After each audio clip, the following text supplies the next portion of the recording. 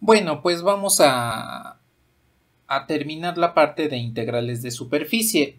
Habíamos comenzado a ver lo que son las integrales de superficie de campo vectorial, que son una extensión de la integral de línea, pero ya no sobre una trayectoria, sino un lugar geométrico en dos dimensiones que viene siendo la superficie. Encontramos que podemos podemos encontrar cuál es la influencia de un campo sobre una superficie a partir de esta integral, medir la influencia de cada uno de los vectores del campo vectorial, justo a través de la superficie.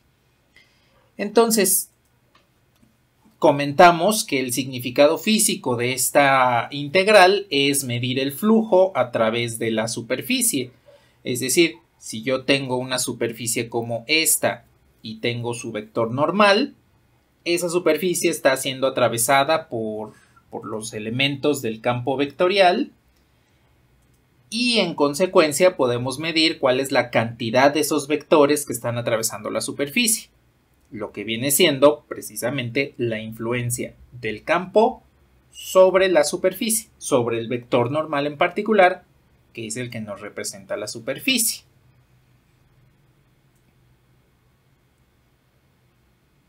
Y comenzamos a resolver este ejemplo. Vamos a obtener el flujo del campo F. Lo único que vimos de este ejemplo viene siendo la parametrización.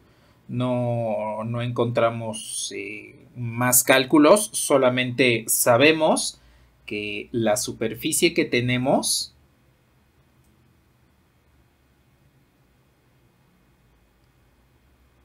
viene siendo esta. Es un cilindro o una sección de cilindro en el primer octante entre z igual a 0 y z igual a 5. Aquí directamente con los valores de z ya nos están indicando uno de los parámetros. Z está variando de 0 a 5 en esta superficie. Entonces ahí ya tenemos el parámetro. De hecho, como z no está incluida en la ecuación cartesiana de la superficie, pues z debe ser uno de esos parámetros.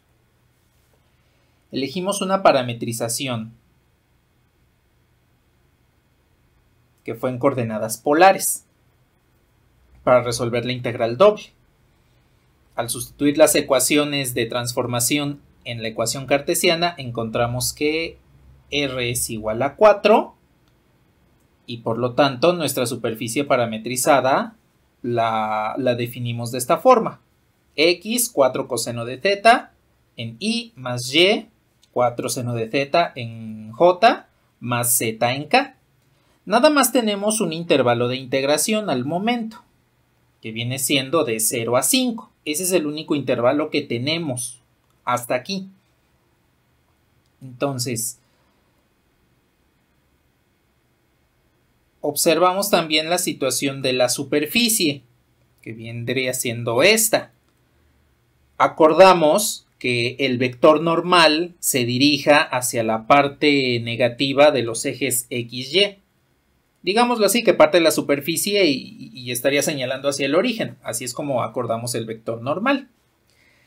Y habíamos comentado que z, para darle la vuelta completa al cilindro, pues sería de 0 a 2pi. Pero como la superficie solo está definida en el primer octante,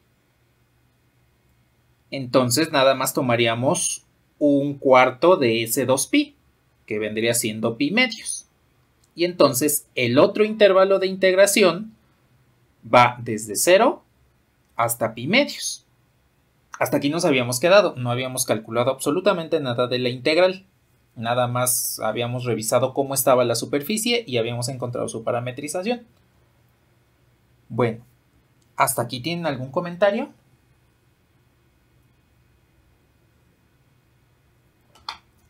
Sí. Lo voy a ver desde el punto de vista del plano XY. El cilindro completo, pues vendría siendo una curva, una circunferencia como esta. Pero como la superficie solamente está definida a partir del primer octante, solo en el primer octante, entonces nada más tenemos la definición en este cuarto de circunferencia. Entonces, si la circunferencia completa es de 2pi, el cuarto de esa circunferencia es pi medios.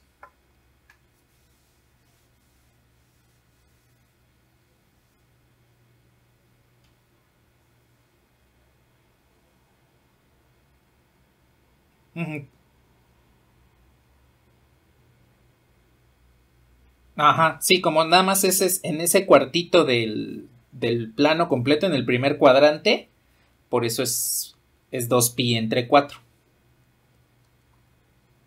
Ni nada. Bueno, déjenme voy por la forma de la integral.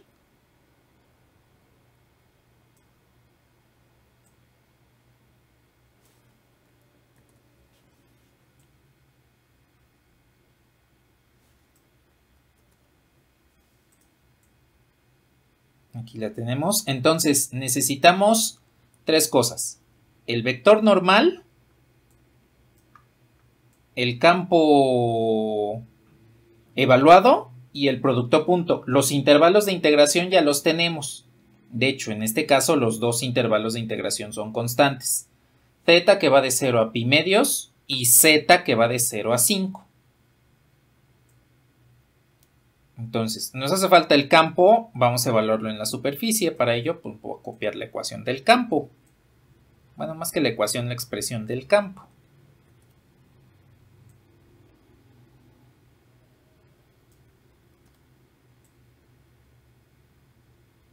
Ya lo tengo por acá.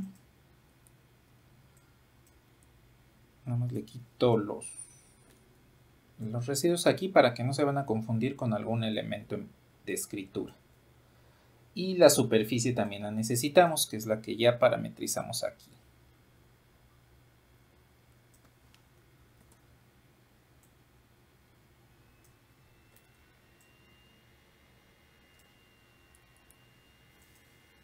Bueno, entonces vamos a evaluar el campo con nuestra superficie.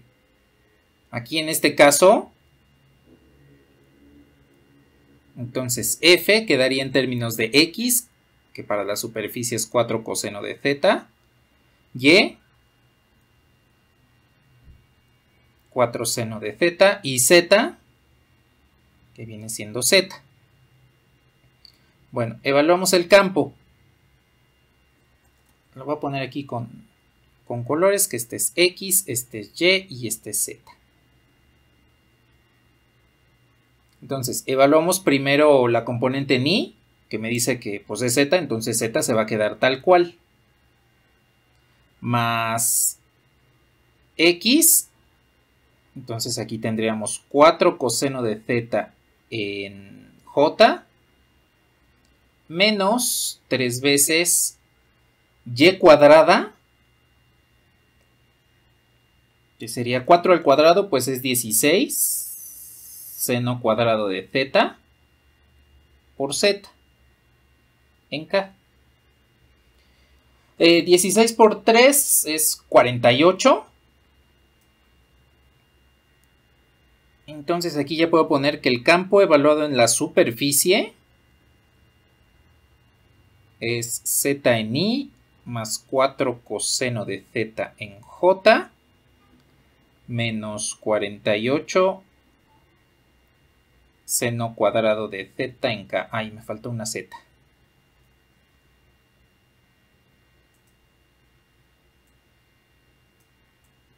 A ver, este nada más lo recorro y ahí incluyo en medio z.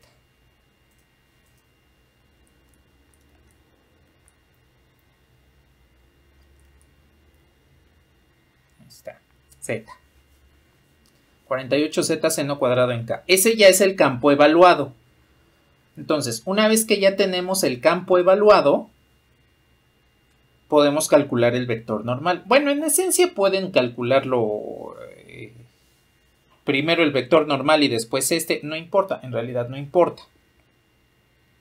Al final, pues, se hace el producto punto entre ambos y Y pues ya tendríamos como tal la función que vamos a integrar. Bueno, a ver, aquí me espero un momento en lo que anotan el campo evaluado y me comentan cuando podamos calcular el vector normal.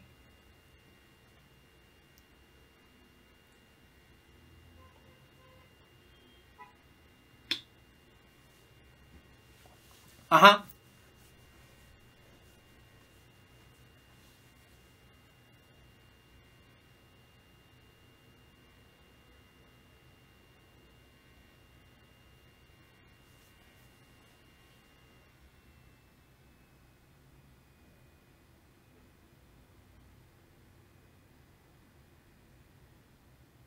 Bueno, vale, sí está bien.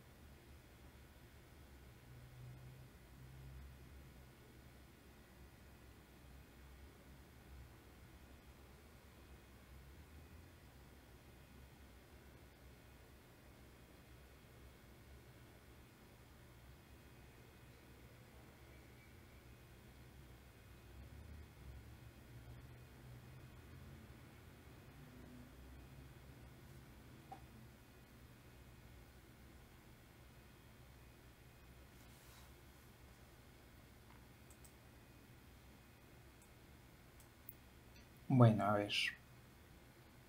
Voy a seguir trabajando aquí la superficie, porque ahora le vamos a calcular su vector normal.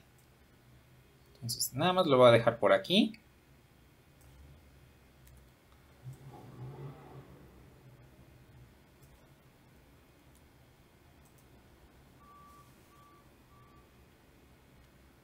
A ver, entonces, calculo las parciales. Parcial en z.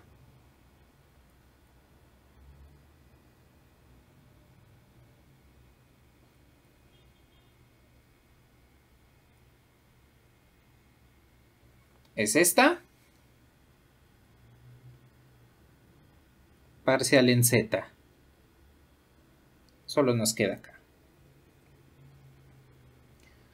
Entonces aquí tengo ya las dos derivadas parciales respecto a los dos parámetros para calcular el vector normal a la superficie. Entonces, si tomamos en cuenta estos dos, recuerden que habíamos dicho que el vector normal debe tener sus componentes x y y negativas, porque hicimos la orientación en esta situación, alejándose el vector normal a la superficie, señalando en dirección contraria de las partes positivas de los ejes y y z. Ahora, teniendo aquí las parciales, no importa cómo hagan el producto cruz. Recuerden que al final del resultado siempre pueden multiplicar por un signo negativo. En el caso que no tengamos las componentes en el sentido adecuado, pues multiplicamos por un -1. Ahí sí no se compliquen, no traten de ver de inicio, ay, pues cuál es el que me conviene, qué producto cruz me conviene. Digo, si lo realizan no hay ningún problema, pero si no, pues hagan el producto cruz que quieran y ya después verifican. Me dice que la orientación es con X negativa. ¿El producto cruz me dio con X negativa? Sí. Ah, pues dejo ese vector. No me dio con X negativa. Ah, pues lo multiplico por un -1. Pero tienen que multiplicar todas las componentes del vector normal para que no se vea afectado. Vamos a ver en qué sentido nos devuelve entonces este producto cruz.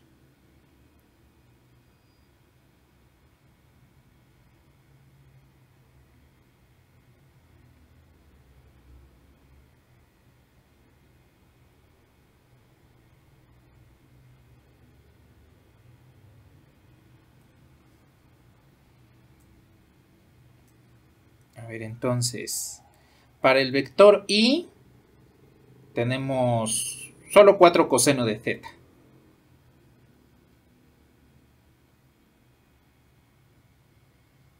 Vector j, este por este es el único producto, que como es j, hay que cambiarlo de signo. Para que nos quede más 4 seno de z en j. Y para el vector k, pues nos devuelve 0 su componente. Bien. Aquí ya tenemos el vector normal a la superficie. Recordemos que ese vector normal, de acuerdo a lo que habíamos estipulado de inicio,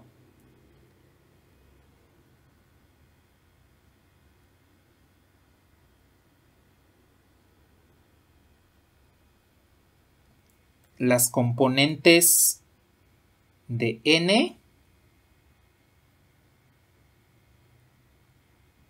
son menores a 0, son negativas. Esa es nuestra orientación que habíamos acordado al inicio del ejemplo.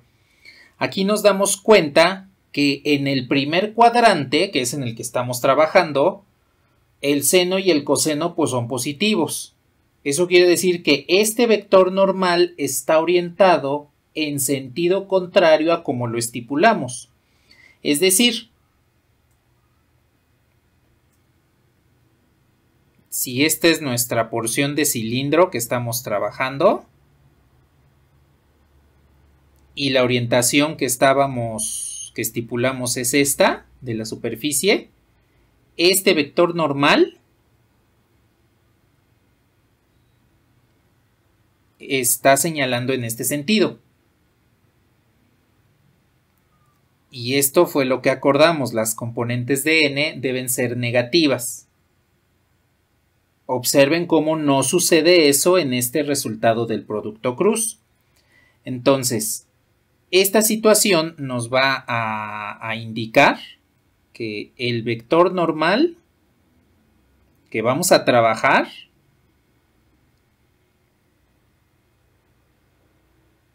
debe multiplicarse por menos 1.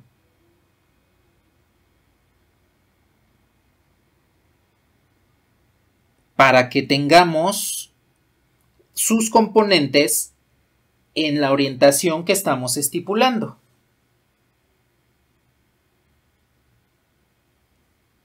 Aquí le voy a cambiar, nada más para que tampoco se preste a confusión, porque al decir son menores a 0, no me estoy refiriendo a justamente este vector, justamente este vector, me estoy refiriendo a lo que acordamos. Entonces las componentes de n deben ser menores a 0. Así creo que ya con eso queda más claro. Y entonces este vector normal vendría siendo este. Y las componentes negativas debe ser el vector que nosotros queremos. Hay que multiplicar entonces por un menos 1 el vector n. Entonces, dense cuenta que no importa si no sabemos cuál es el sentido del producto cruz. Siempre tenemos la opción de multiplicar por un menos 1 para ajustar el vector en la orientación que nosotros queremos. A ver, hasta aquí sí queda claro por qué el vector normal está en sentido contrario a nuestra decisión de orientación de superficie.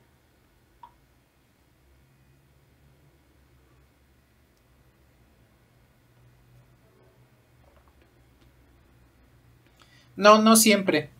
No, depende de lo que acordemos o de lo que se mencione en el ejemplo.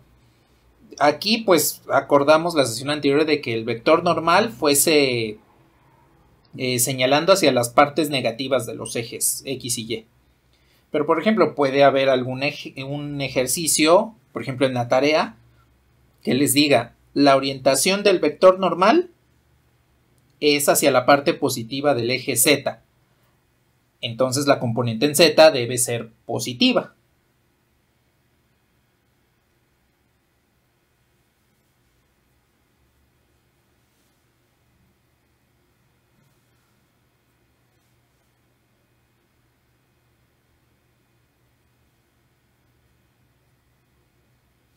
Lo que pasa es que ahí es más que nada la región, o sea, la parte de la superficie que se debe evaluar.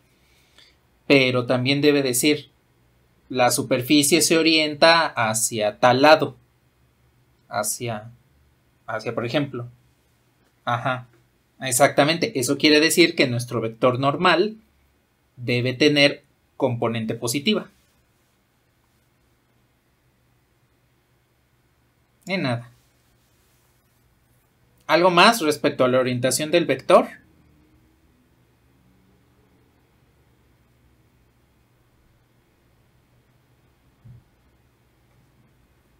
Vale. Entonces, aquí abajo, ya lo vamos a poner formalmente, la orientación de n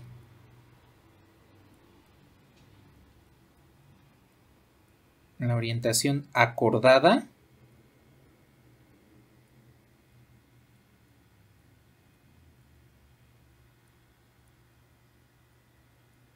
para n es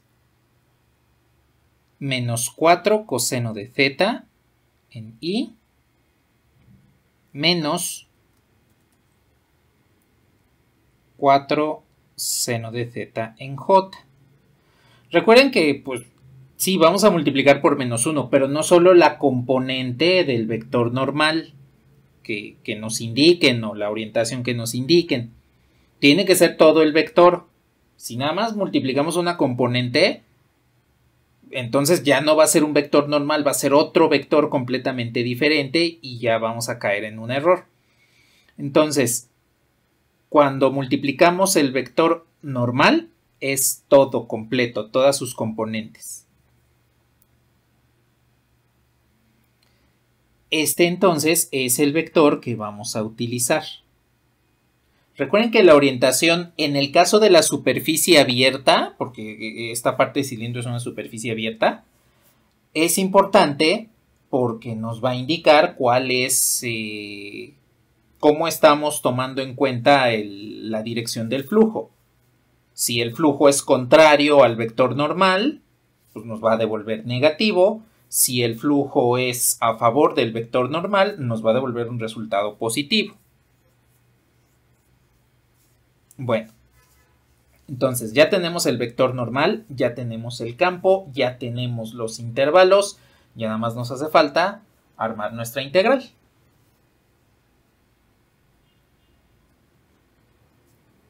Bueno, nada más indíquenme cuando le pueda bajar.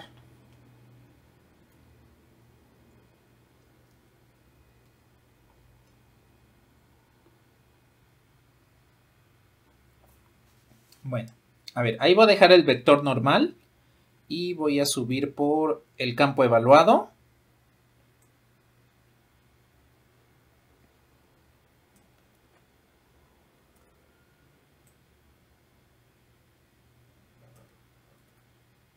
Aquí lo tenemos. Los intervalos de integración.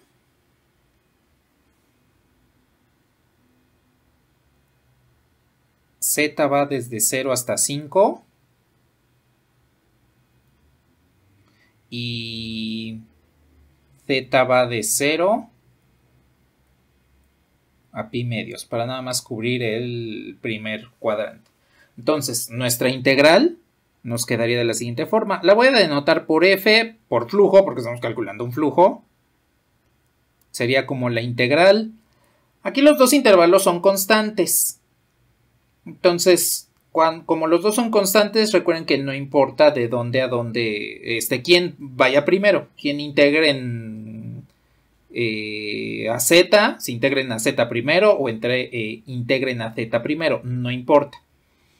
Más que nada por los senos y cosenos que nos van a quedar, primero voy a integrar a z.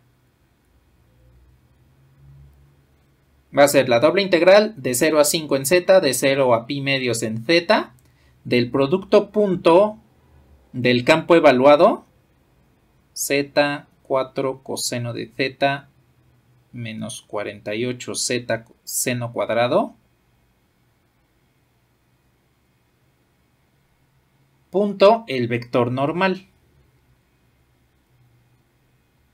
menos 4 coseno de z, menos 4 seno de z, 0. Diferencial de z, diferencial de z. Y pues calculamos el producto punto. A ver, entonces, estas dos integrales pues, se quedan así. Y el producto punto nos va a quedar como menos 4z coseno de z, menos 16 coseno de z, seno de z. El último pues va a ser 0. Diferencial de z, diferencial de z. Y listo. Ya tenemos nuestra integral armada. Dense cuenta que es muy similar a cómo se arman las integrales de línea de campo vectorial. La única diferencia pues, es que esta es una integral doble y en la integral de línea es una integral sencilla. Pero es prácticamente los mismos pasos. Evaluamos nuestro campo en el lugar geométrico. Encontramos el vector que nos representa el lugar geométrico.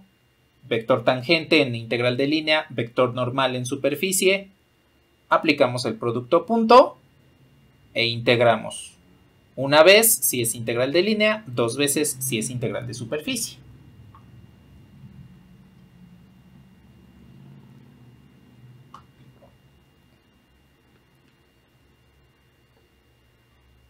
Bueno, a ver, le voy a bajar un poquito por aquí. Nada más para calcular la integral en z. De 0 a 5d. La integral del coseno.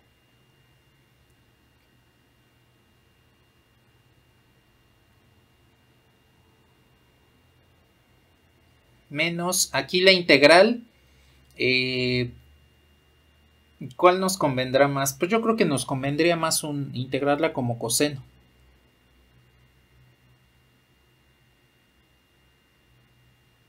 De esta forma. Así, el exponente como coeficiente. Nos da el 16. Por la función elevada a una unidad menos. Nos da el coseno. Por la derivada de lo de adentro. Es decir, la derivada del coseno, que es el menos seno. Todo esto evaluado desde 0 hasta pi medios. Diferencial de z. Y entonces nos queda la situación de esta forma. Vamos evaluándola rápidamente. Evaluando el límite superior, que es pi medios, entonces evaluaría el seno. El seno de pi medios es 1. El coseno de pi medios es 0. Menos, ahora evaluando en el límite inferior, el seno de 0 pues es 0. El coseno de 0 es 1 por 8. Entonces nada más nos queda menos 8. Diferencial de z. Y a ver, ahí me detengo un momento para que terminen de anotar y me avisan cuando ya le podamos mover.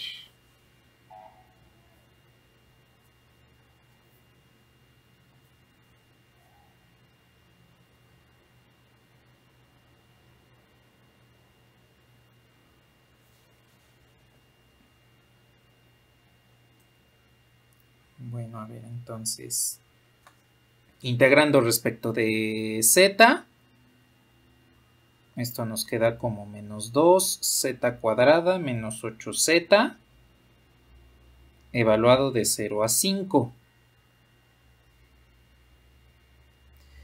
Evaluando en 0, en el límite inferior del intervalo, pues nos da 0, entonces ya no lo escribimos.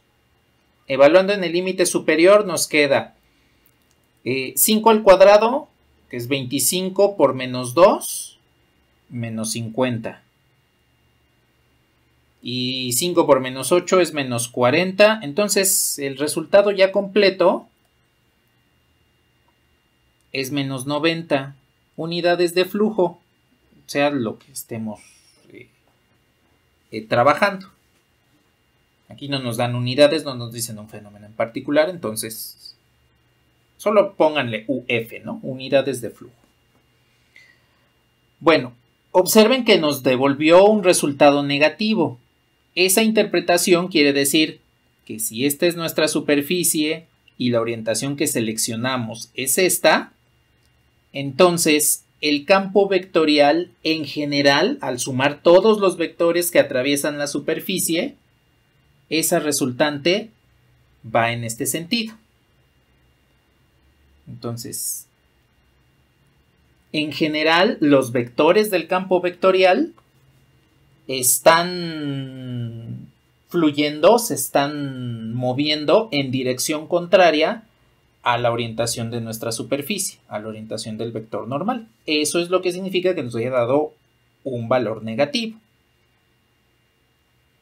Si nos hubiese dado positivo, entonces significa que el campo vectorial está a favor de nuestro vector normal, de nuestra orientación. Listo. Pues ya tenemos entonces este ejemplo de la integral de línea, de la integral de superficie que nos había quedado pendiente. Dense cuenta que pues es básicamente mezclar lo que ya sabemos de las integrales de línea y de las integrales dobles. Las integrales dobles para que podamos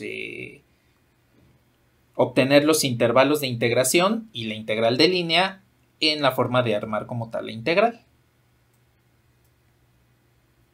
Sí, de que el resultado, el signo negativo, indica que el campo en general está fluyendo en dirección contraria al vector normal. Si nos hubiera dado positivo, entonces el campo está fluyendo a favor del vector normal en su misma dirección. De nada.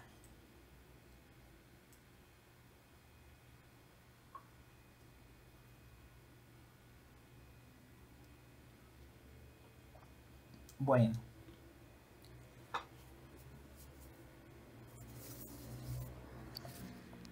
Indíquenme cuando terminen de anotar para que podamos borrar y veamos otro ejemplo de este tipo de integrales con una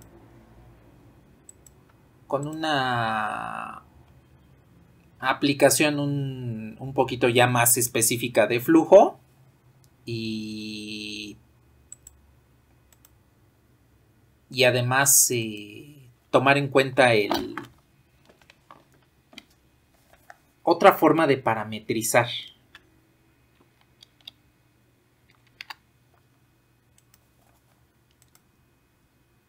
Vale, a ver.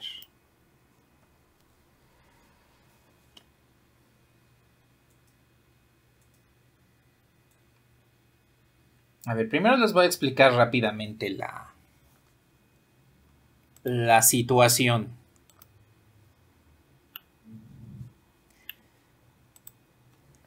Supongan que tenemos dos elementos. Este lo voy a poner en color azul, que tiene una temperatura 1. Y este lo voy a poner con un color como anaranjadito, que tiene una temperatura 2.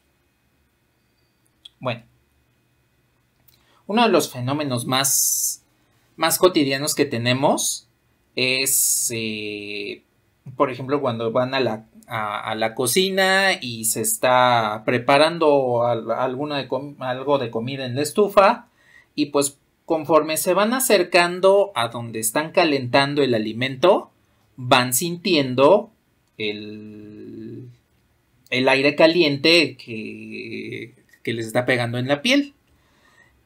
Eso es un flujo de calor. Cuando tenemos dos elementos como estos a dos temperaturas diferentes, la energía fluye en forma de calor desde el elemento que tiene mayor temperatura hasta el que tiene menor temperatura. Así como cuando ponen a calentar una sartén, que le ponen el fuego directamente en el centro y entonces ese calor se va irradiando hacia los extremos. Por eso es que necesitamos tener el mango en los sartenes, ¿no? Para no quemarnos. Bueno, ese flujo, a pesar de que la temperatura es un campo escalar, porque nada más es un valor, el flujo de la energía en forma de calor, esa sí es una cantidad vectorial. Y entonces el flujo de calor se le denota de esta forma como phi puede ser mayúscula o minúscula, hay quienes lo ponen minúscula de esta forma y quienes lo ponen mayúscula, con un subíndice Q, para indicar que es de calor. Es igual a menos una constante por el gradiente de la temperatura. Este signo negativo quiere decir que el calor está fluyendo desde el elemento de mayor temperatura hasta el de menor temperatura.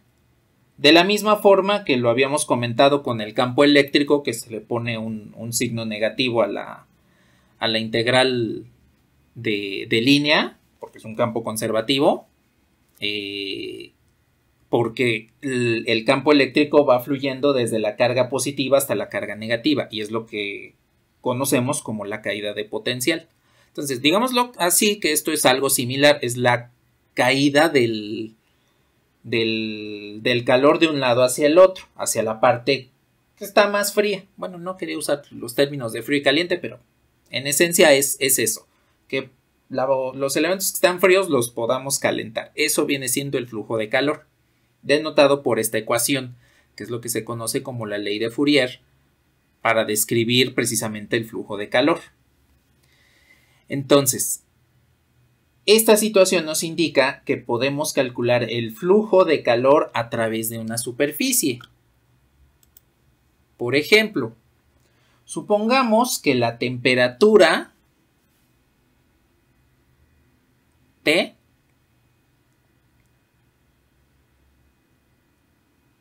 de x, y, z está dada por la ecuación, bueno, no por la ecuación, por la función x cuadrada más y cuadrada más z cuadrada. Y tenemos una superficie.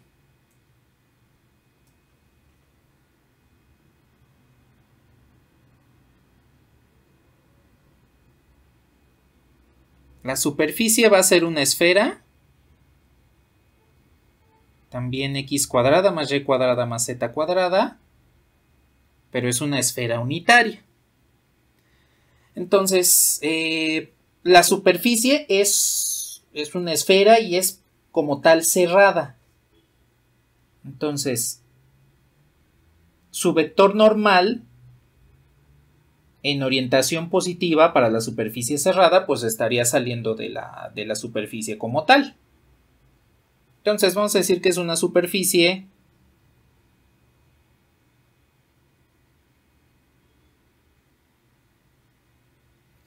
con orientación positiva. Ya usamos uno, digámoslo así, con orientación negativa, entonces vamos a usar uno con orientación positiva.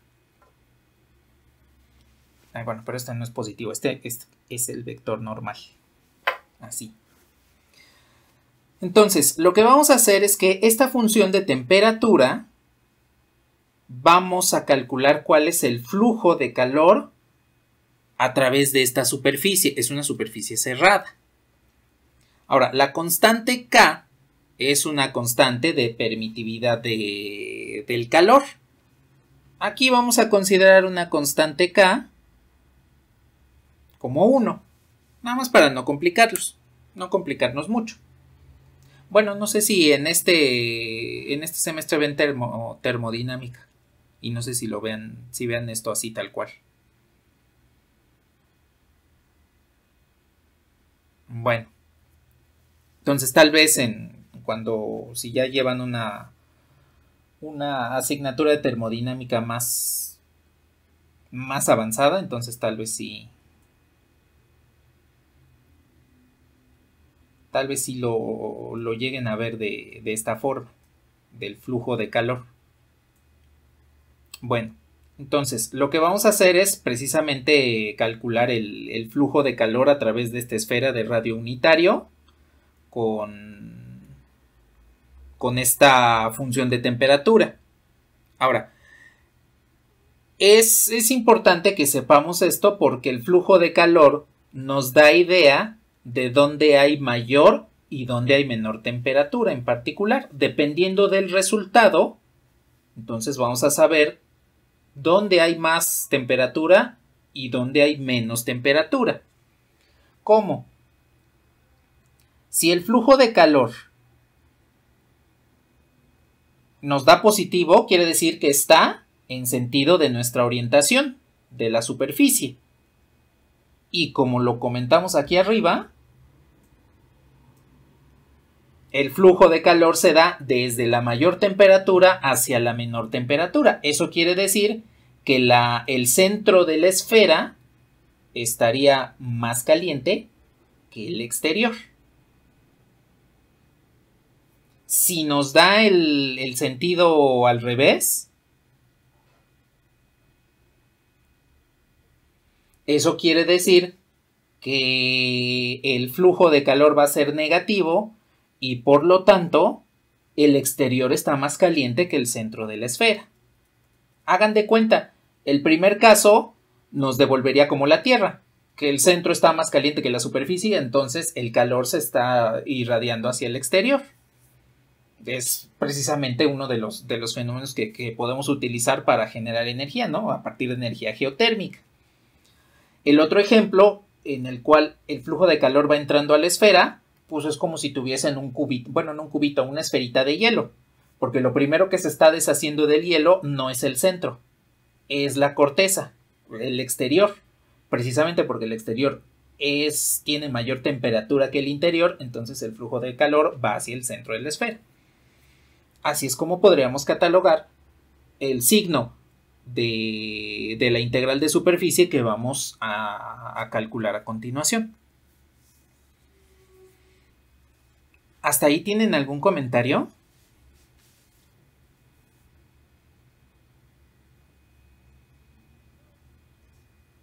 Bueno, pues entonces, primero vamos a calcular el campo a evaluar. En este caso sería menos k veces el gradiente de t. En este caso entonces sería menos el gradiente de t, porque ya comentamos que para este ejemplito muy simple, pues k va a ser igual a 1. Bueno, entonces nuestro campo vectorial, entonces le voy a poner otra notación para que no esté tan compleja. Vamos a decir que es nada más Q, señalando que es aquí, que esta notación es nada más para poner el campo no tan complejo. Q de X, Y, Z. Esto tiene que ser igual al gradiente menos el gradiente de t. Entonces, al calcular el gradiente de esta función de temperatura, nos quedaría menos 2x en y, menos 2y en j, menos 2z en k. Entonces, ya tenemos el campo que vamos a integrar, el campo vectorial. Vamos a calcular ahora la superficie. Ahora, tomen en cuenta la siguiente situación. La superficie se puede parametrizar de diferentes formas, ya sea en términos de x, y, z o en términos de coordenadas esféricas, porque pues tenemos una esfera. A final de cuentas tenemos una esfera. En términos de x, y, z nos va a quedar una integral con raíces. Un tanto fea, pero que a final de cuentas con un cambio de coordenadas vamos a poder encontrar cuál es el resultado de la integral. Entonces para practicar el cambio de coordenadas esféricas, vamos a trabajar con coordenadas esféricas para la parametrización. Se puede utilizar el gradiente de la superficie, sí. El problema del gradiente es que vamos a tener que manejar vectores unitarios para calcular el vector normal. Y bueno, con los vectores unitarios de todos modos vamos a tener por ahí raíces. Entonces, vamos a parametrizar con coordenadas esféricas. Y con eso también practicamos la parte de las coordenadas esféricas. ¿Ahí me escuchan?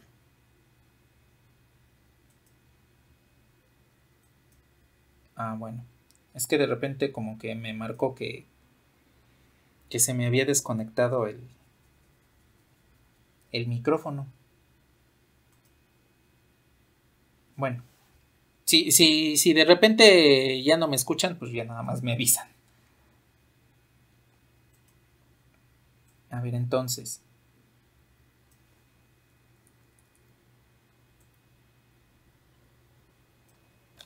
A ver, rápidamente la parametrización, recordando las coordenadas esféricas.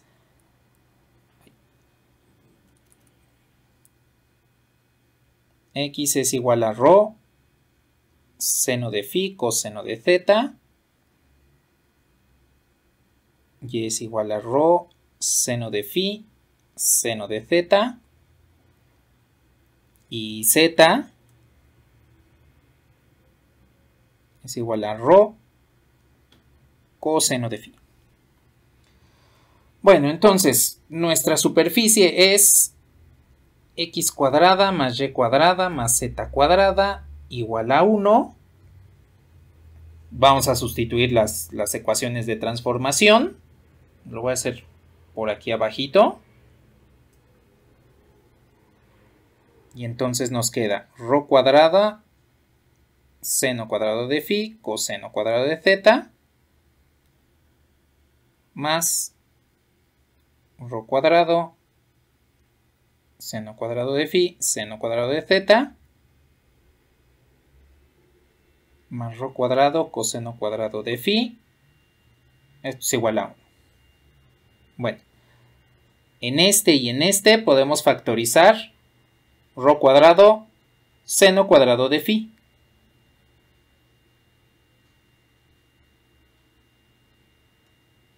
Y nada más nos va a quedar sumando el coseno cuadrado más el seno cuadrado, ambos de z, el cual es 1.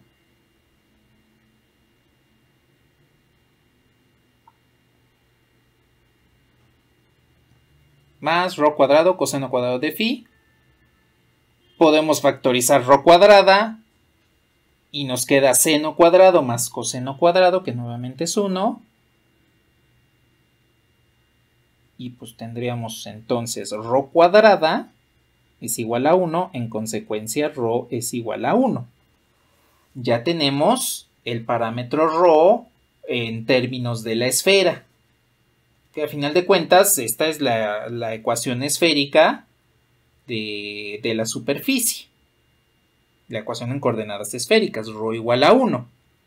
Entonces, al sustituir en estas, tenemos que nuestra superficie solo depende del seno de phi y del ángulo phi y del coseno de z, de la colatitud phi y del azimutal z.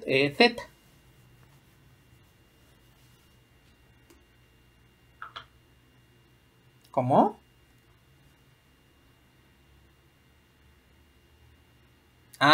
Es que como en estos dos términos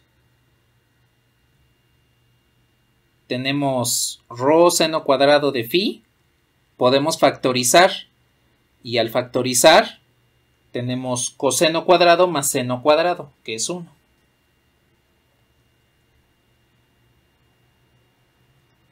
De nada. Bueno, entonces nuestra superficie parametrizada viene siendo esta.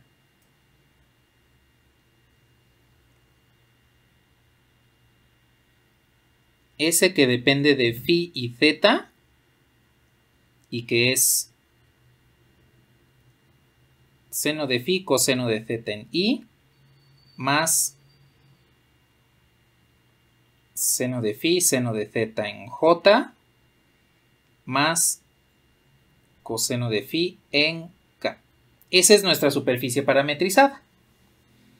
Bueno, ya que tenemos la superficie parametrizada, vamos a calcular entonces sus vectores unitarios. Sus vectores unitarios, sus derivadas parciales para calcular el vector normal.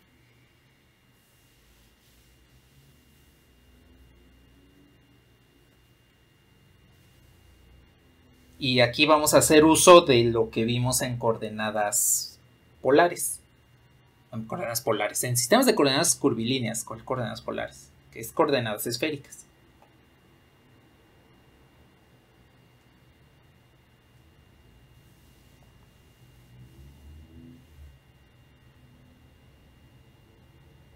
¿Se acuerdan todavía de qué pasaba cuando derivábamos los vectores unitarios?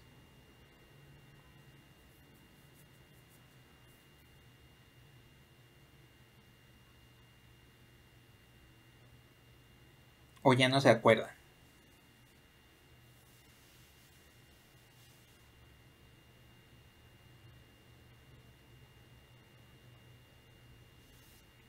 Ajá, sí, exactamente. Lo voy a dejar por aquí. Cuando derivábamos ρ, el vector unitario ρ respecto de phi, nos daba el vector unitario en phi. Y cuando derivábamos ρ respecto de θ, ay, no es cierto, este es ρ respecto de θ, entonces nos daba seno de phi por el vector unitario en θ. Eso es lo que nos daba directamente. Bueno, dense cuenta que esta superficie parametrizada es directamente el vector unitario ρ. Bueno, pero bien escrito. Este es el vector unitario ρ.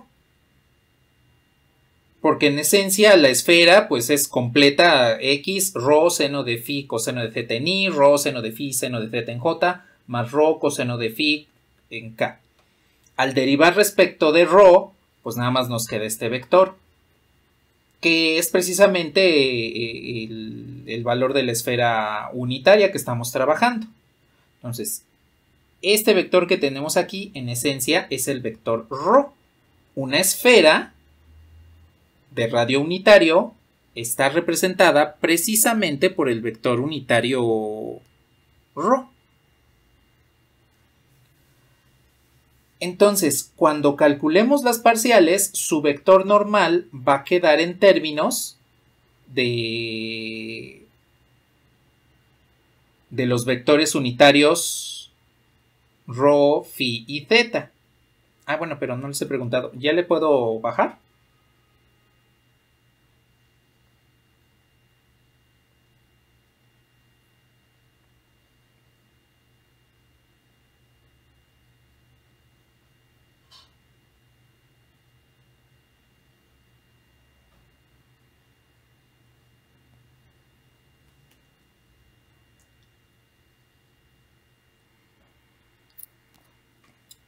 Vale.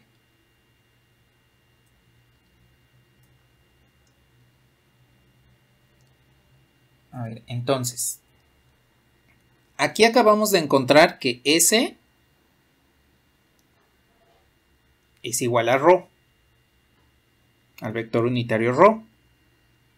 Entonces, la parcial de S respecto de phi es el vector unitario phi, y la parcial de S respecto de θ es seno de phi θ.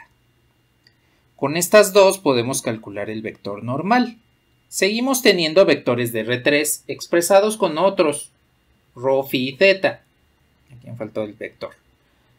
Pero de todos modos aplica exactamente igual. Entonces tendría el vector normal estaría como ρ, phi,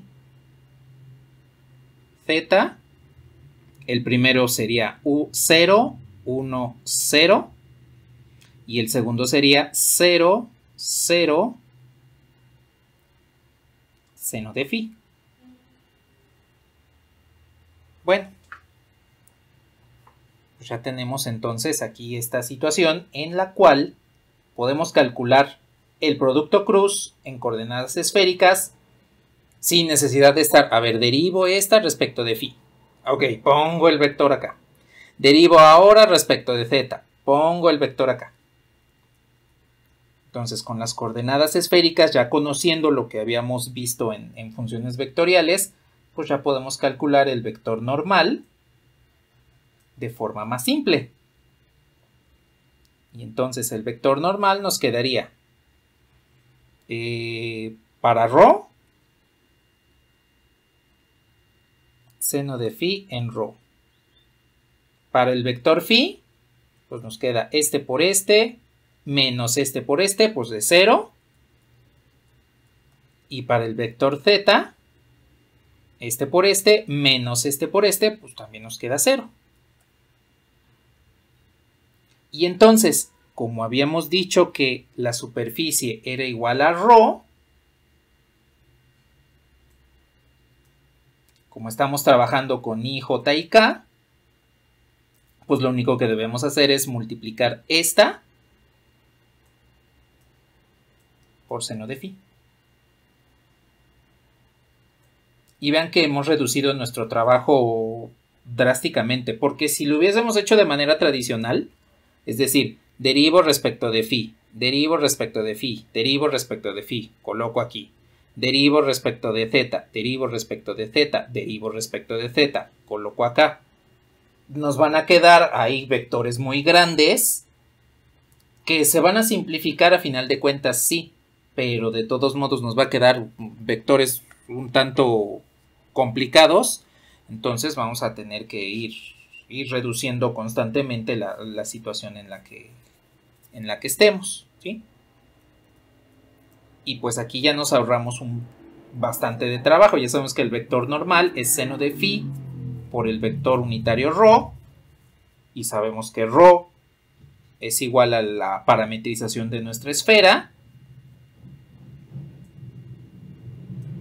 Entonces el vector normal viene siendo seno cuadrado de phi coseno de z en I más seno cuadrado de phi seno de z en J más seno de phi coseno de phi en K. Ese ya viene siendo nuestro vector normal a la superficie.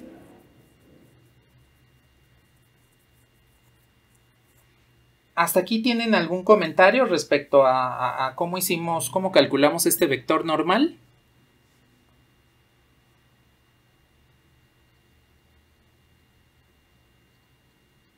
Ajá, más que por n, por seno de phi, porque ρ es igual a s, entonces este sería s.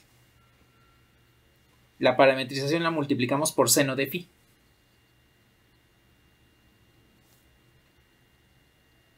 De nada. De todos modos, si hacen la parametrización como lo hemos hecho anteriormente, calculan el producto, el vector normal como lo hemos hecho anteriormente, de todos modos les va a dar exactamente el mismo resultado. Entonces, a final de cuentas, aquí es nada más usar lo que ya sabemos con anterioridad para que podamos trabajar un poquito menos. Bueno, ya tenemos el vector normal. Vamos entonces a encontrar el campo parametrizado. El campo parametrizado el campo evaluado en la superficie.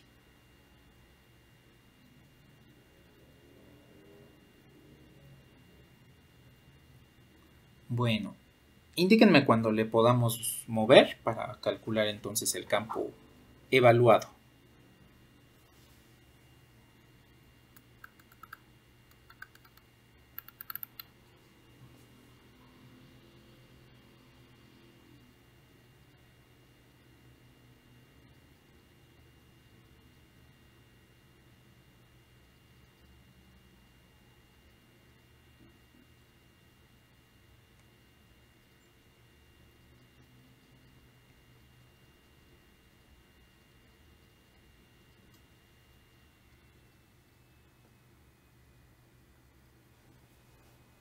Vale, a ver, entonces voy por el campo.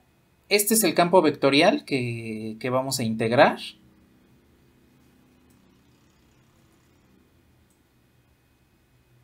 Lo voy a dejar por aquí.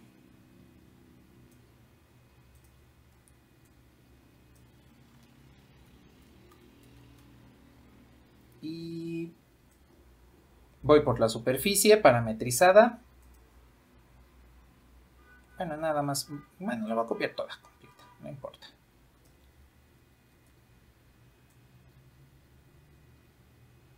Ahí voy a dejar oculto el vector normal por un momento. Aquí tenemos a la superficie.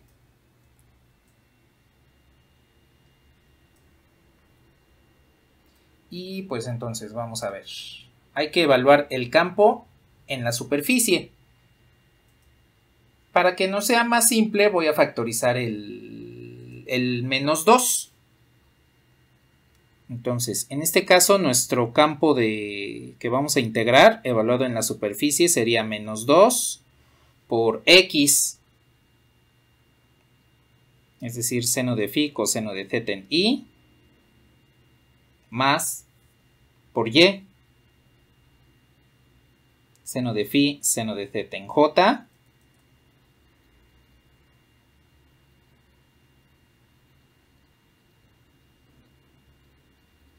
más por z, coseno de phi en k. ¿Qué peculiaridad le ven?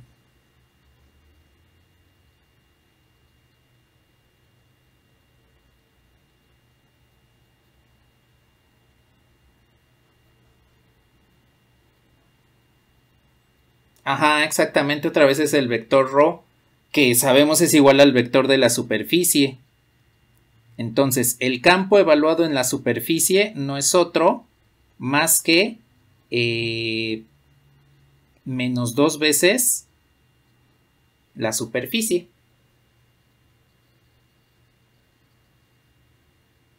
Porque este vectorcito, cuando factoricé el menos 2, pues eso nos convino porque nada más nos quedaba x en i más y en j más z en k. Y al sustituir en x la componente en x de la superficie, en y la componente en y de la superficie y en z la componente z de la superficie, pues nos da la misma superficie. Entonces, el campo evaluado con la superficie es menos 2 veces la superficie. Y nuestro vector normal lo encontramos como el seno de phi multiplicado por la superficie. Y aquí recuerden, la superficie es igual al vector ρ, como lo habíamos comentado anteriormente. Eso quiere decir que la integral de superficie del campo evaluado en la superficie, punto, el vector normal, diferencial de los parámetros phi, diferencial de z. Aquí no importa a quién pongamos primero, vamos a verlo por qué. Se convierte en esta integral. La integral de superficie de S del campo menos 2S punto seno de phi en S por las respectivas diferenciales. Aquí nada más lo voy a poner como diferencial de superficie. Y por propiedades del producto punto,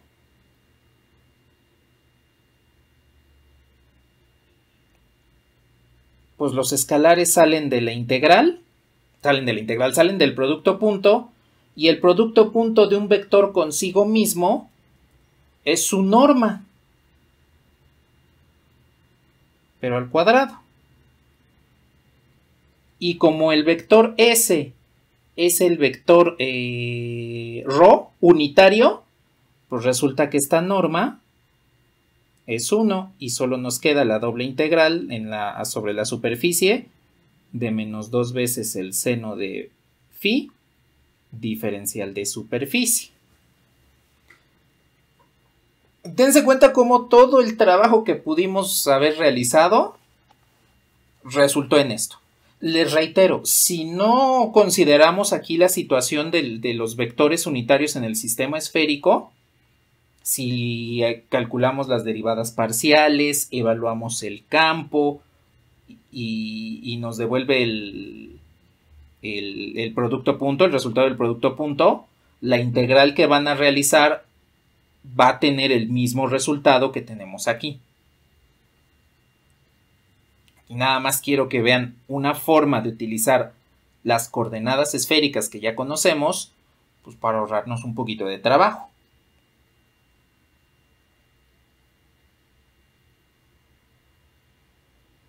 A ver, hasta aquí, ¿tienen algún comentario?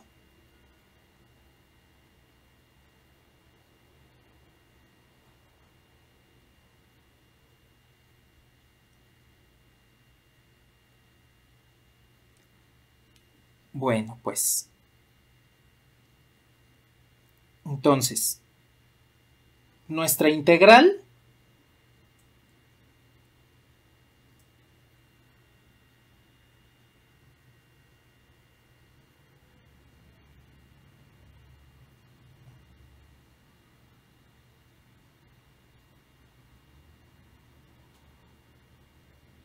quedó reducida entonces a menos 2 seno de phi, diferencial de phi, diferencial de θ. Solo nos hace falta saber de dónde a dónde vamos a integrar, en este caso los parámetros phi y θ. Entonces,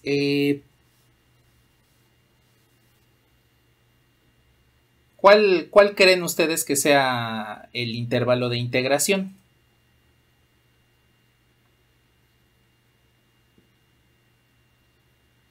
Ah, sí, ¿dónde quedó la norma del vector S? Cuando tenemos este producto punto,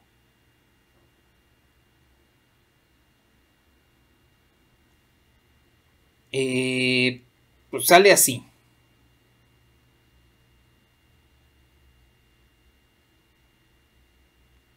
Pero como habíamos dicho, o habíamos notado, más que dicho, habíamos notado que el vector S es el vector unitario ρ, entonces esta norma al cuadrado vendría siendo la norma del vector unitario ρ, que como es unitario, entonces la norma es 1. Y por eso nos quedó directamente menos 2 seno de phi.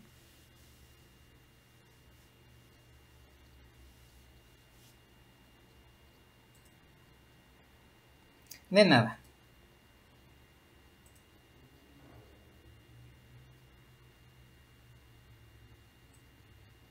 Ah, desde acá arriba. Desde aquí.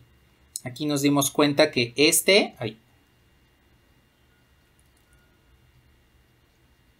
no he seleccionado el pincel. Este es el vector unitario ρ. Porque si derivamos las ecuaciones de transformación, acá las tenemos, respecto de ρ, sería derivar x respecto de ρ. Nada más nos queda que es esta componente. Y respecto de ρ, derivamos ρ respecto de ρ es 1, entonces solo nos queda esta componente. Y derivamos z respecto de ρ, solo nos queda esta tercera componente. De ahí es que nos dimos cuenta que el vector, la parametrización que elegimos para la superficie es el vector ρ.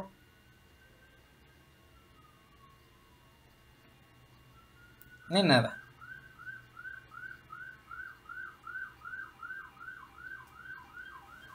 Bueno. Ahora, ¿de dónde a dónde va los parámetros de integración?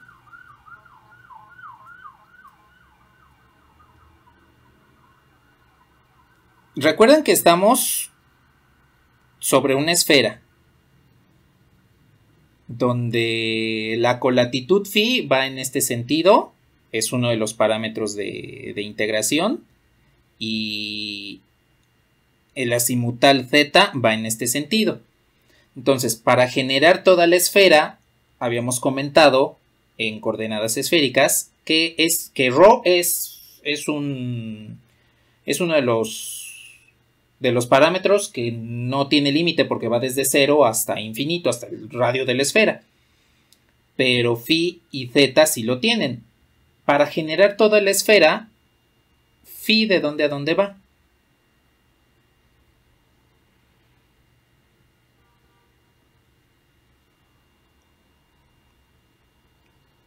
No, ese sería z. Para darle toda la vuelta iría de 0 a 2pi. Z iría de 0 a 2pi. Pero phi.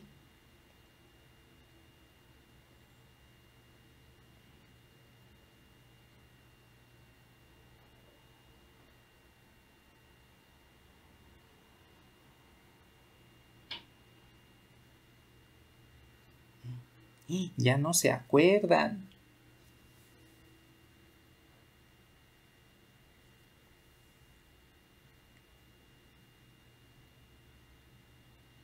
A pi, exactamente. Para que se acuerden pueden tomar en cuenta esto. El sistema de coordenadas esféricas pues es como la Tierra. Z la miden en el ecuador, entonces el ecuador es toda la circunferencia de 0 a 2pi. Phi la miden en los meridianos. Los meridianos solo los miden de polo norte a polo sur. No los miden completamente, solo de polo norte a polo sur. Entonces es media circunferencia, de 0 a pi. Y entonces así pueden acordarse rápidamente de dónde a dónde va z y de dónde a dónde va phi en el sistema de coordenadas polares. Z es el ecuador, entonces va de 0 a 2pi. Phi es un meridiano, entonces va de 0 a pi.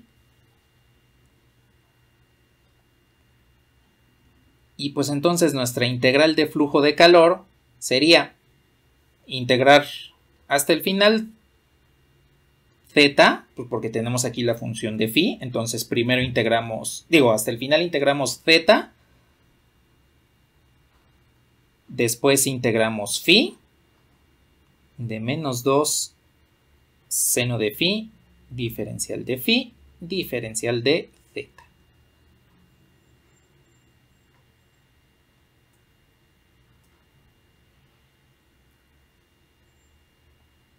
Voy a bajar un poquito.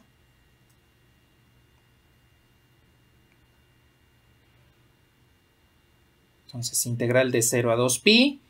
De la integral del menos seno, pues es el coseno. 2 coseno de phi evaluado de 0 a pi. Diferencial de z. El coseno de pi es menos 1.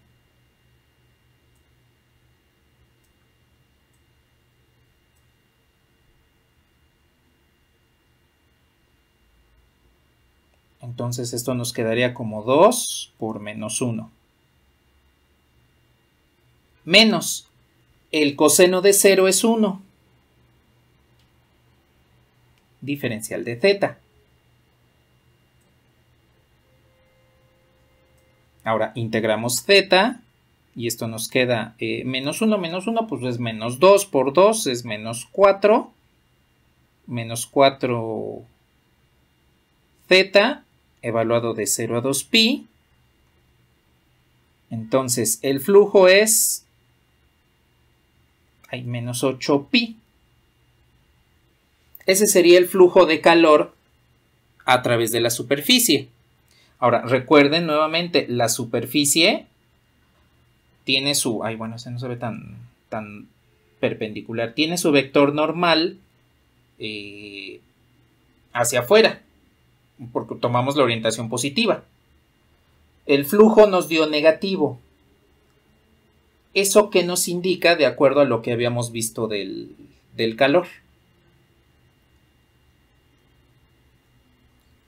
Ajá, exactamente. El flujo de calor va en contra del vector normal. Eso quiere decir que el centro de la esfera es más frío que el exterior. Porque el flujo de calor siempre va desde la temperatura más alta a la temperatura más baja. Y este signo negativo nos está indicando que pues esta esfera podríamos decir es el caso de una esferita de hielo, en el cual el exterior está más, tiene mayor temperatura y pues el flujo de calor va hacia el centro de la esfera. El centro de la esfera está más frío, el exterior está más caliente.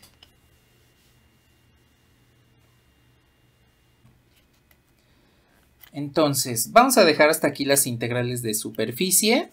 De todos modos, recuerden que si tienen alguna duda al realizar su tarea, pues me pueden escribir para que ya ahí les ayude, ya sea a orientar la superficie, escoger una parametrización o algo, ¿no? Entonces, también pueden utilizar el correo para preguntarme alguna duda que tengan.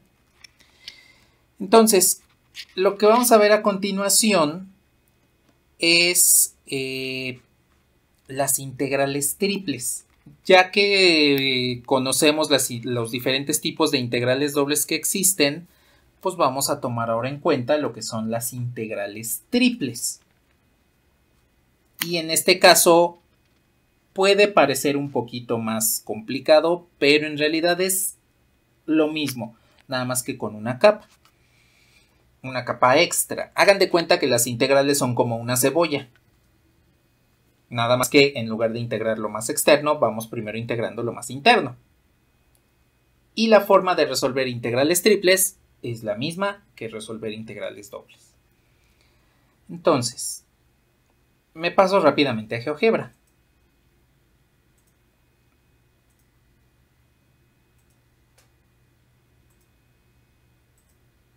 A ver, aquí en GeoGebra voy a poner la siguiente situación.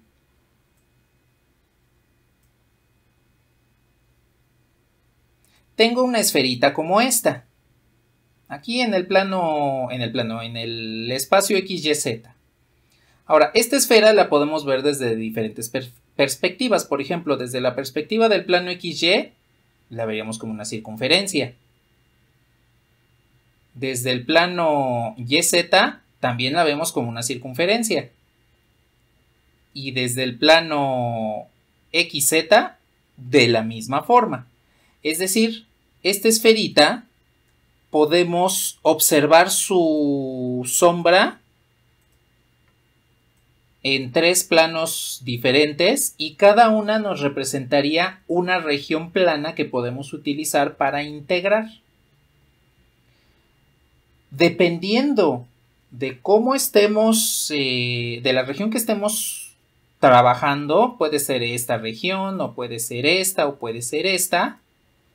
Entonces la esfera va a quedar en función de otras dos variables. Así como lo hicimos en integrales dobles, que para las regiones de tipo 1 dejamos a y en términos de x como función de x, y en las de tipo 2 dejamos a x como función de y. Aquí va a suceder lo mismo. Podemos dejar a z en función de xy y verla desde esta forma. Podemos dejar a x en términos de y y z para que la veamos más o menos así. O bien podemos dejar a y en términos de x y z para que la podamos ver de esta forma. Cualquiera de las tres es completamente válida. Y eso se debe a que tenemos un elemento diferencial de volumen. Un cubito así chiquito, cuyas aristas son diferencial de y, diferencial de x y diferencial de z. Diferencial de x, pues la medimos paralela al eje x, diferencial de y, paralela al eje y, y diferencial de z, paralela al eje z. Entonces, en esencia, esta esfera, pues tiene una infinidad de cubitos dentro de ella. Y al ir sumando cada uno de esos cubitos, independientemente de la región que estemos tomando, ya sea esta o esta, obtenemos el mismo resultado. Entonces, aquí estamos combinando lo que serían las integrales iteradas con el concepto de una diferencial de volumen. Eso es lo que nos ayuda a fundamentar y a resolver lo que se llaman las integrales triples. Entonces, me voy a pasar de vuelta a la pizarra.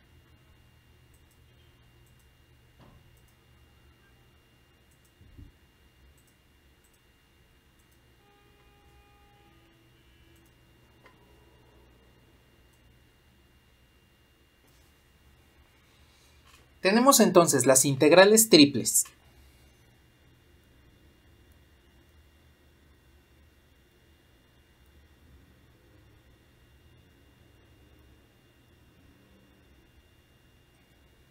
Lo que estamos construyendo es una diferencial de volumen que podemos calcularla como diferencial de x, diferencial de y, diferencial de z.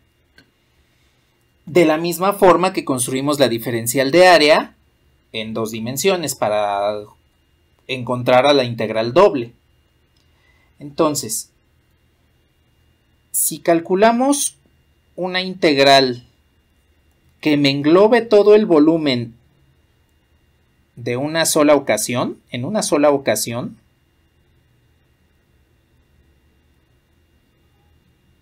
lo que en realidad tendríamos sería un intervalo desde A hasta B, que sería la diferencial de z. Otro intervalo donde tengo una función que depende de z, h1, h2. Y un tercer intervalo de una función que depende de y de z.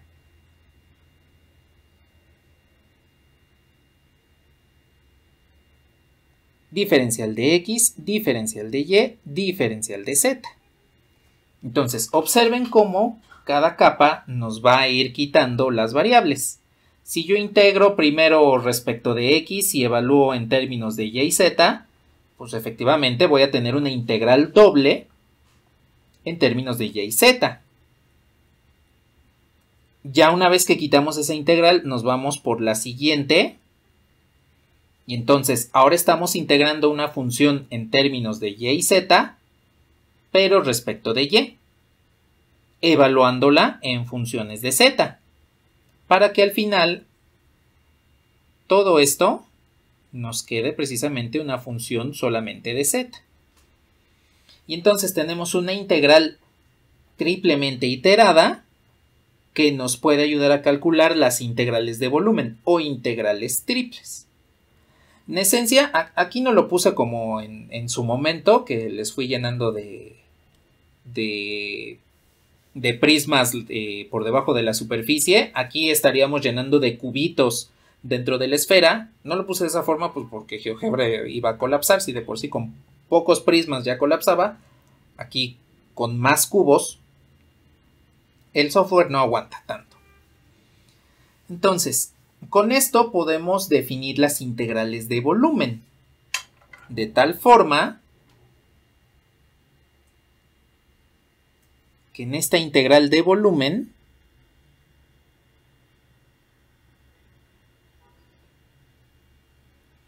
implica, lo voy a poner en forma general, una variable u que tenga un intervalo con límites constantes, una variable v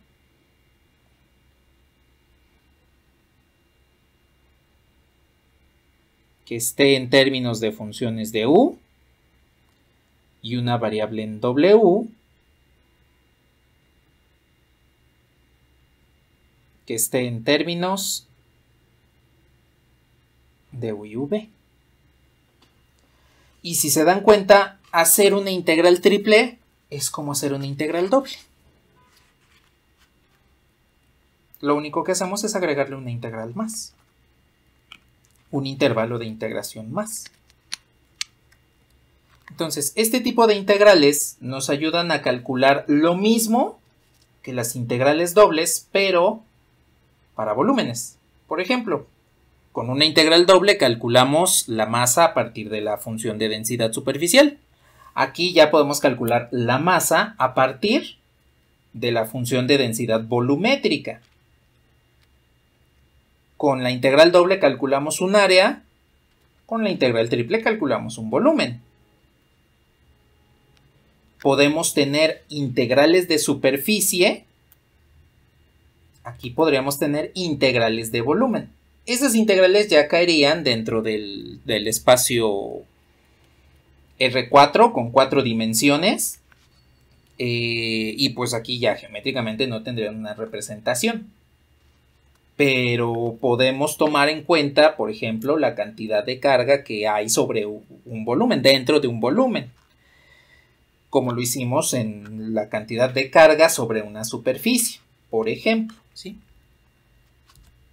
Y con esto pues podemos generalizar a las integrales cuádruples, quíntuples en dimensiones superiores.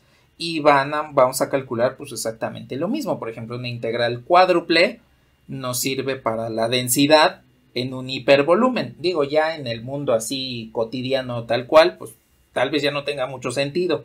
Tal vez después, si descubrimos otras dimensiones o universos con 3 dimensiones, entonces tal vez ya le veamos una utilidad a esa generalización.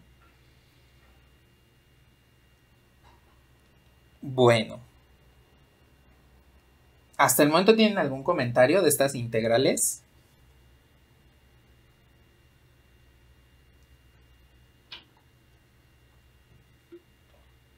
Bueno. Entonces, vamos a ver un ejemplo de volumen. La próxima sesión vemos otros dos ejemplos. Uno con un teoremita que lo relaciona con la integral de superficie. Y que vamos a ver que teniendo una superficie cerrada, lo que hicimos en el ejemplo anterior se va a simplificar todavía más. Entonces, el ejemplo que acabamos de ver del flujo de calor sobre la esfera, a través de la esfera, lo vamos a retomar el jueves con una integral triple. Entonces, díganme si les puedo borrar para que veamos un ejemplo rápido del volumen por integral triple. Y la próxima sesión ya vemos otro par de ejemplos.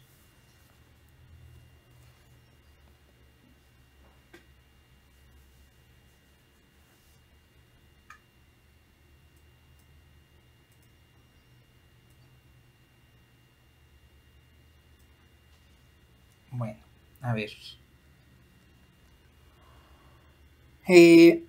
Vamos a calcular el volumen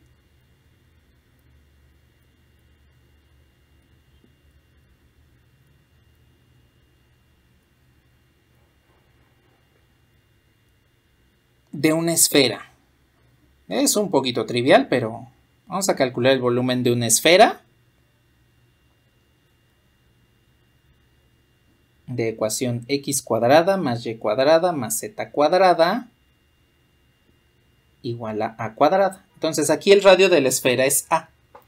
Vamos a justificar por qué el volumen de nuestra esfera es 4/3 de pi por radio al cubo. Lo vamos a hacer mediante una integral triple para calcular un primer volumen. Y ya después calculamos un volumen, pues podríamos llamarle un poquito más caprichoso.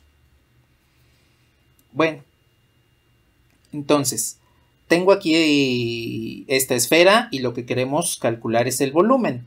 Entonces, si queremos calcular volumen, lo que hacemos es calcular la integral triple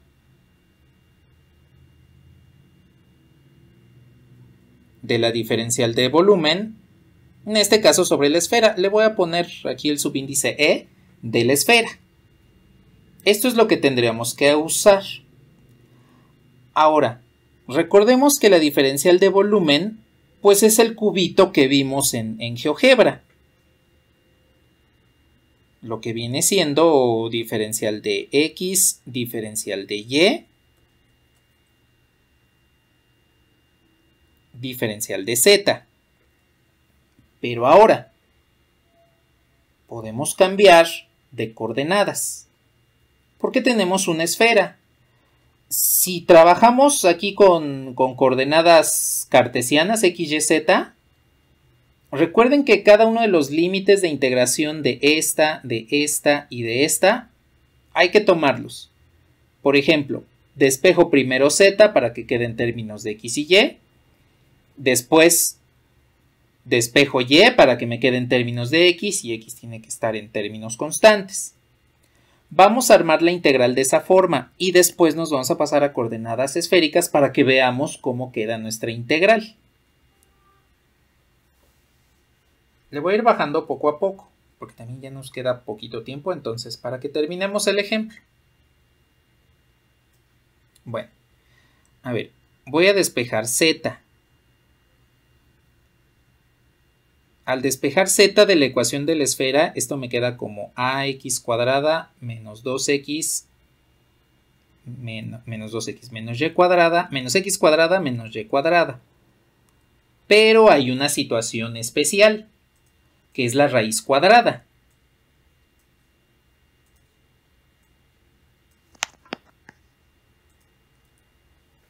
Porque me quedaría más menos. Ahora, como es una esfera, es una cosita como esta. Bueno, pero continua. Es algo así. Y al despejar z, la raíz positiva nos denotaría el hemisferio superior. Y la raíz negativa nos denotaría el hemisferio inferior. Entonces, z se encontraría entre dos funciones de y.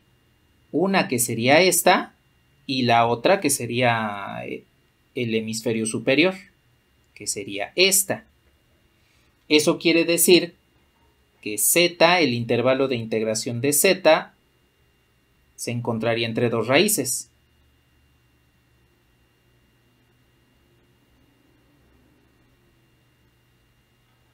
Entre esta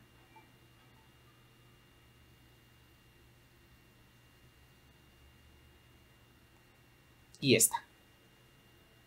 Ese sería el intervalo de integración de z. Observen cómo efectivamente z es una función de x y y. Entonces, ya tenemos el primer intervalo de integración, lo cual pues nos va a dar el resultado de la primera integral y pues vamos a poder después integrar respecto a x y y. Ahora, una situación importante respecto a esto es que la esfera la voy a poner por encima del plano XY, nada más para dar mejor perspectiva. Recuerden que esta esfera tiene centro en el origen, entonces está partiendo todos los planos.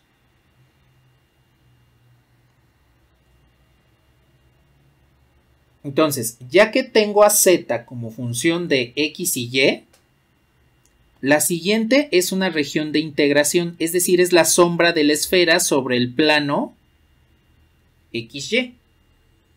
Si yo quiero encontrar el siguiente intervalo de integración, entonces debo fijarme en esta sombra. Esta está sobre el plano XY. Pregunta: ¿cuál es la ecuación cartesiana del plano XY?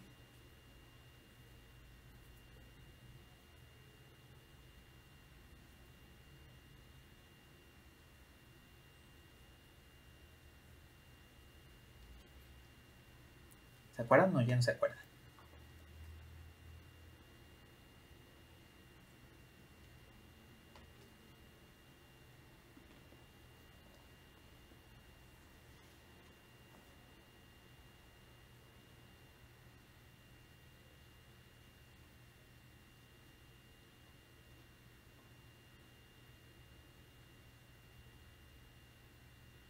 Bueno,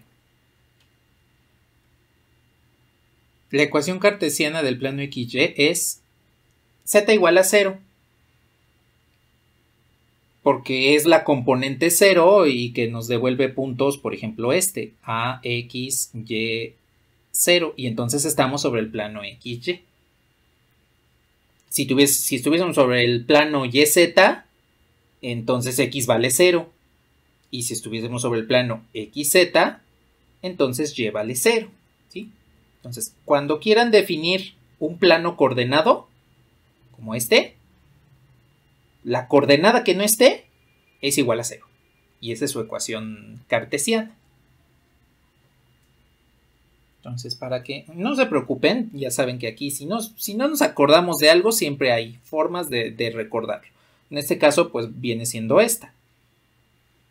Si quiero la ecuación cartesiana de un plano coordenado, la letra que no esté es igual a 0. Y ya tenemos el plano, la ecuación cartesiana del plano. Ahora, ¿esto de qué nos ayuda? Pues como z es igual a 0, eso quiere decir que es la sombra de la esfera sobre el plano coordenado XY. Y si en nuestra ecuación de la esfera x cuadrada más y cuadrada más z cuadrada es igual a cuadrada, sustituimos z igual a 0, encontramos la región en el plano XY. Y de aquí podemos, por ejemplo, despejar Y. Va a suceder el mismo caso de Z.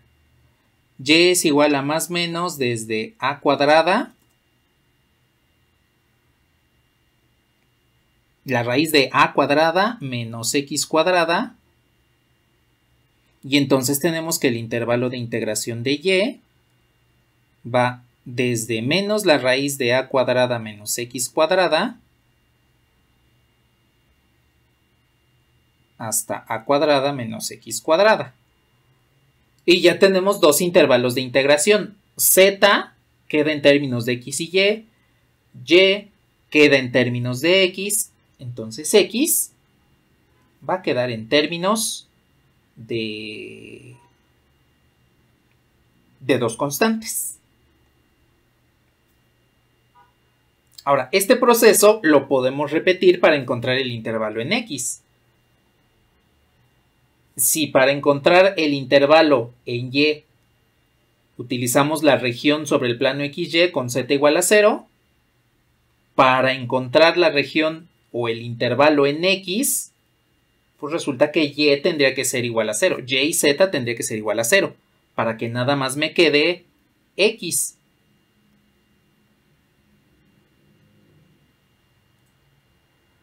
Es decir, de nuestra ecuación cartesiana de la esfera,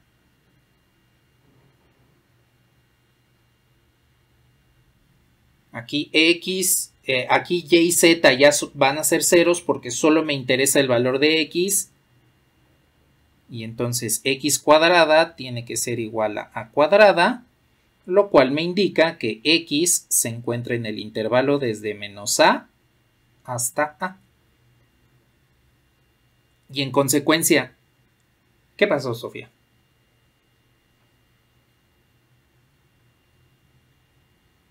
Ajá, en este caso ahora consideramos también a Y como 0, a Z y a Y como 0, para que nada más nos dé la situación sobre el eje X. De nada.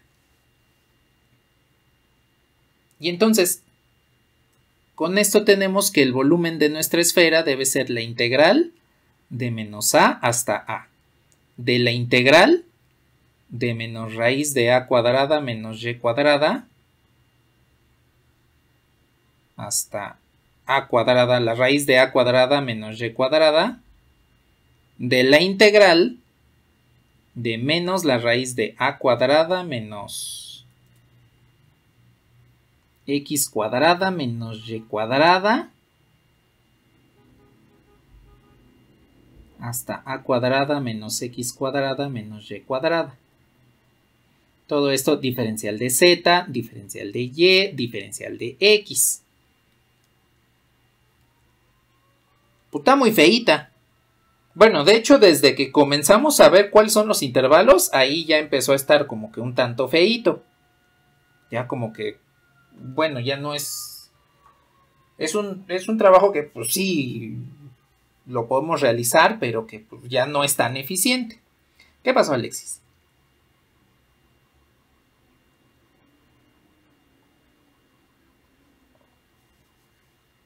Ah, cierto, cierto, cierto. Sí, porque despejamos a Y. Aquí puse Y.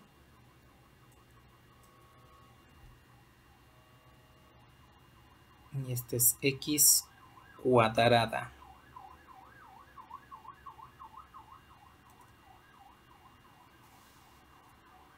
Bueno, nos hemos tardado 10 minutos en tomar en cuenta esta situación, ¿eh?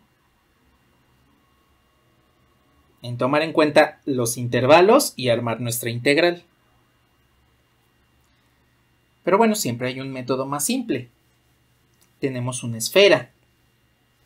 Y si hablamos de una esfera, podemos usar coordenadas esféricas.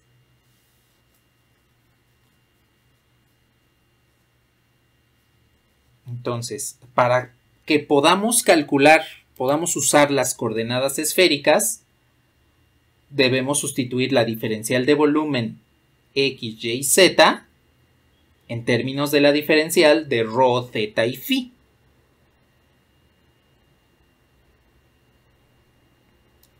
Indíquenme cuando le pueda bajar.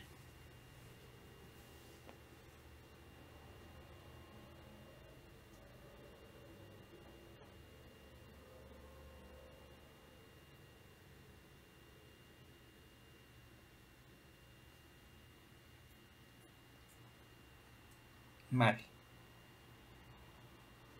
Entonces, nada más rápidamente. La esfera que tiene radio A. En coordenadas esféricas tenemos pues, los tres parámetros ρ, φ y z.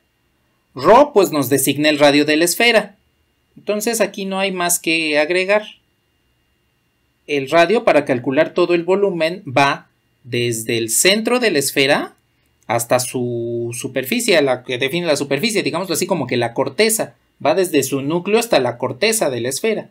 Entonces va desde 0 hasta A. Tiene que recorrer toda la distancia del radio. Desde 0 hasta A. Phi, la colatitud, como lo habíamos visto hace un momento, pues va desde 0 a pi. Porque es nada más un gajito de la naranja, un meridiano. Y z, pues va desde 0 hasta 2pi. Porque es darle la vuelta a todo el ecuador. Y creo que me tardé más en escribirlo que en lo que definimos cuáles son los intervalos en el sistema esférico.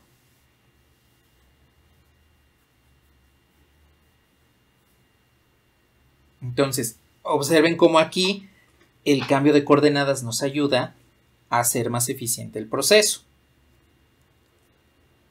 Ahora, una cuestión importante. ¿Cómo calculan el volumen con vectores?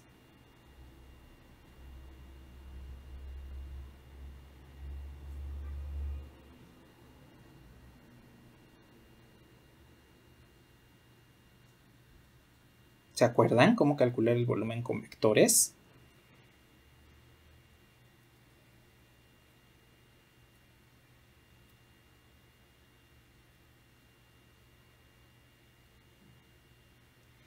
Más o menos, sí, exactamente, más o menos. En forma desarrollada, completa, es el módulo del producto cruz, el producto cruz entre su módulo multiplicado por la altura del... No es cierto. A ver, déjenme ordenar las ideas. Es el área de la base, que viene siendo el módulo del producto cruz, multiplicando a la componente escalar de una arista sobre la altura. La altura es el producto cruz, que viene siendo el producto cruz punto el vector que estamos proyectando entre el módulo del producto cruz. Esa es la forma desarrollada. Pero el volumen también lo podemos calcular como el producto mixto entre un vector u punto v cruz w. También podemos calcular el volumen así. Pero como estamos trabajando con diferenciales, entonces la diferencial de volumen vendría siendo el producto mixto de una diferencial vectorial en u punto una diferencial de volumen cruz una diferencial de v cruz una diferencial de w.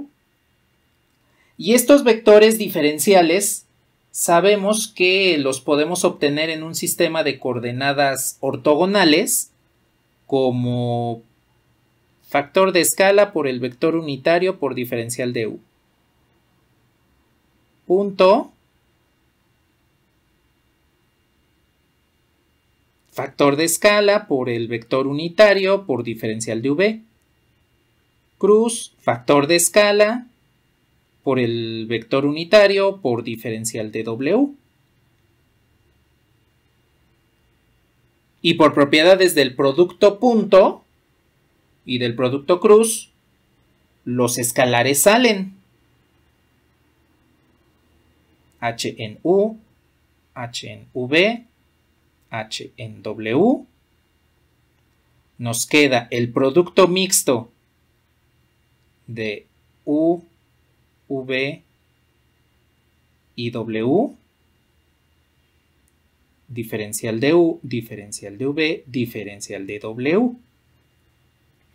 Y aquí viene la cuestión rápida.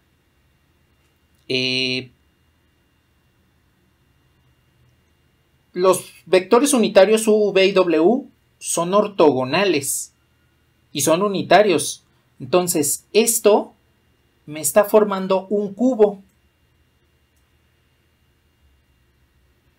Es un cubo unitario.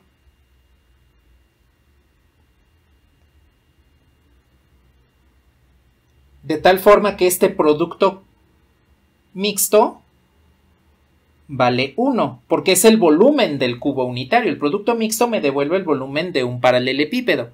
Pero al ser estos tres vectores unitarios y perpendiculares entre sí, ese paralelepípedo es un cubo. Un cubo donde todas sus aristas miden 1 y pues su volumen vale 1. Entonces, en un sistema de coordenadas ortogonales, la diferencial de v es el producto de los factores de escala por las diferenciales de cada uno de los parámetros que estamos utilizando en ese sistema de coordenadas. Y en consecuencia, ya en nuestro caso específico, el volumen de la esfera viene siendo la triple integral del producto de factores de escala, que ese producto es ρ seno de phi, diferencial de ρ, diferencial de phi, diferencial de θ. Y por lo tanto, el volumen de la esfera lo calculamos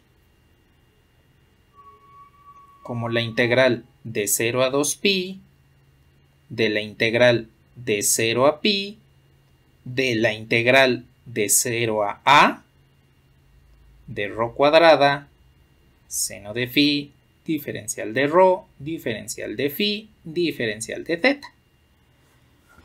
Y vean cómo el sistema de coordenadas esférico nos ayudó a que esta integral pues sea manejable, sea más amistosa en el sentido de que podamos integrar y evaluar de una forma más simple en lugar del sistema de coordenadas cartesianos que ya vimos que nos quedó una integral bastante fea.